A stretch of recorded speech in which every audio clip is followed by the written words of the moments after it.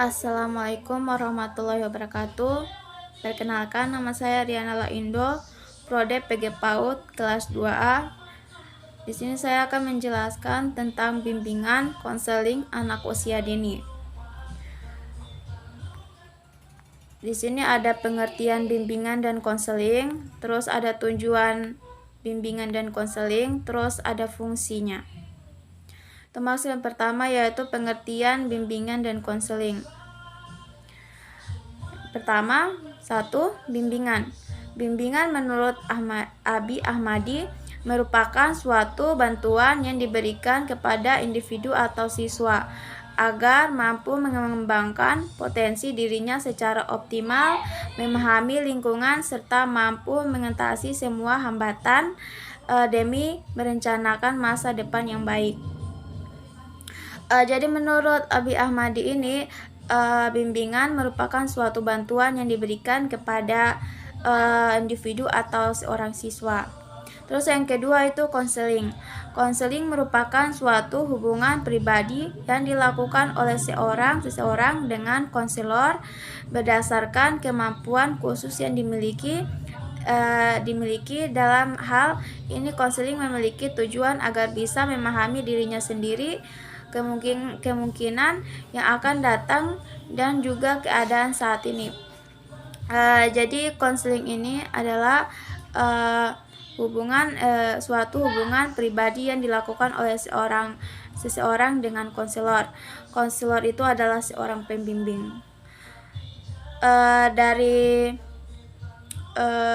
pengertian menurut para ahli di atas, kita bisa mengambil kesimpulan ternyata bimbingan dan konseling itu adalah sebuah bantuan yang diberikan oleh seorang konselor kepada konselinya agar konseli dapat menyelesaikan masalahnya sendiri dan dapat mengembangkan potensi dan yang dimiliki. Kita masuk ke tujuan bimbingan konseling. Di sini ada terdapat beberapa tujuan bimbingan konseling. Yang pertama yaitu agar siswa mempunyai komitmen kuat, terutama dalam hal mengamalkan keimanan dan nilai ketakwaan kepada Tuhan Yang Maha Esa, baik dalam kehidupannya sendiri, keluarga, pergaulan, terhadap teman atau lingkungan masyarakat.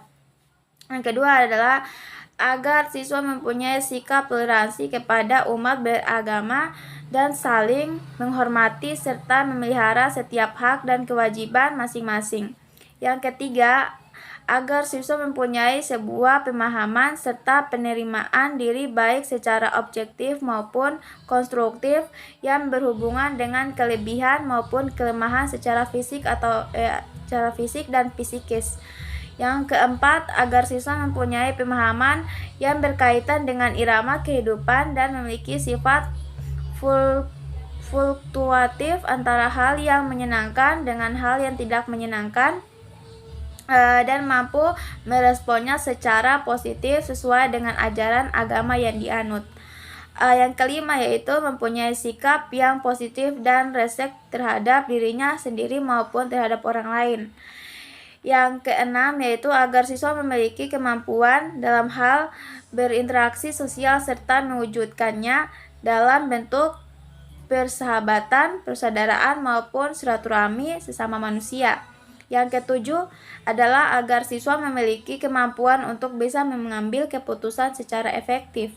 Yang kedelapan adalah agar siswa mempunyai sikap serta kebiasaan belajar hal yang positif, misalnya seperti kebiasaan belajar, terus disiplin, membaca buku, kegiatan positif lainnya.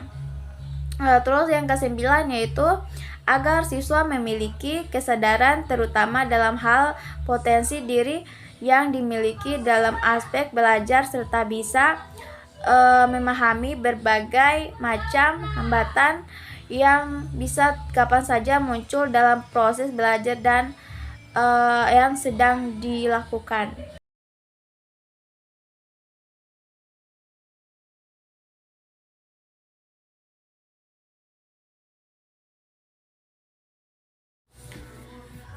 Kita masuk ke yang ketiga, yaitu fungsi bimbingan konseling. Di sini ada beberapa fungsi, yaitu yang pertama fungsi pemahaman. Fungsi pemahaman ini adalah sebuah fungsi bimbingan yang mana bertujuan untuk membantu konseli agar bisa memahami dirinya sendiri dan lingkungannya. Yang kedua, fungsi preventif. Fungsi preventif artinya fungsi konseling yang memiliki kaitan dengan konselor dalam hal mengantisipasi setiap masalah sehingga berupaya untuk melakukan pencegahan sehingga tidak dialami oleh konseli. Yang ketiga, fungsi pengembangan. Fungsi pengembangan ini adalah sebuah fungsi layanan bimbingan konseling yang memiliki sifat lebih proaktif dibandingkan dengan fungsi lainnya. Yang keempat yaitu fungsi penyaluran.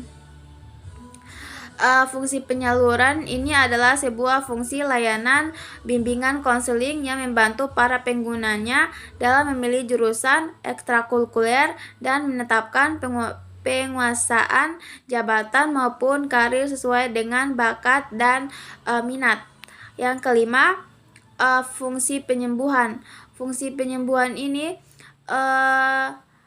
fungsi bimbingan konseling yang satu ini adalah fungsi yang memiliki sifat kuratif. Maksudnya adalah fungsi ini memiliki kaitan erat dengan bantuan yang diberikan kepada konseli, terutama dalam hal mengatasi masalah baik yang menyangkut aspek pribadi, terus belajar, sosial maupun karirnya. Yang keenam adalah fungsi adaptasi.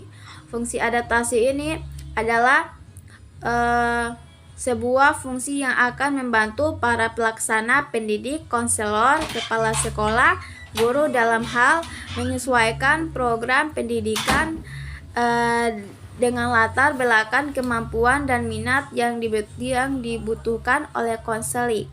Yang ketujuh, fungsi perbaikan. Fungsi perbaikan ini adalah fungsi bimbingan yang digunakan untuk membantu konseli sehingga ia dapat memperbaiki kesalahan dan dalam berpikir, bertindak, dan berperasaan. Yang kedelapan yaitu fungsi penyesuaian. Fungsi penyesuaian ini adalah fungsi bimbingan konseling yang dalam membantu konseli supaya bisa menyesuaikan diri dengan lingkungan secara konstruktif dan dinamis. Terus yang ke-9 atau yang terakhir yaitu fungsi fasilitasi. Fungsi fasilitasi ini adalah fungsi yang digunakan untuk memberikan kemudahan kepada konseli dalam hal mencapai perkembangan dan pertumbuhan yang lebih serasi, optimal dan seimbang sesuai dengan aspek yang ada pada diri konseli. Ya, itulah fungsi dari bimbingan konseling yang dapat saya sampaikan. Kurang dan lebihnya saya mohon maaf. Wabillahi taufiq wa hidayah. Wassalamualaikum warahmatullahi wabarakatuh.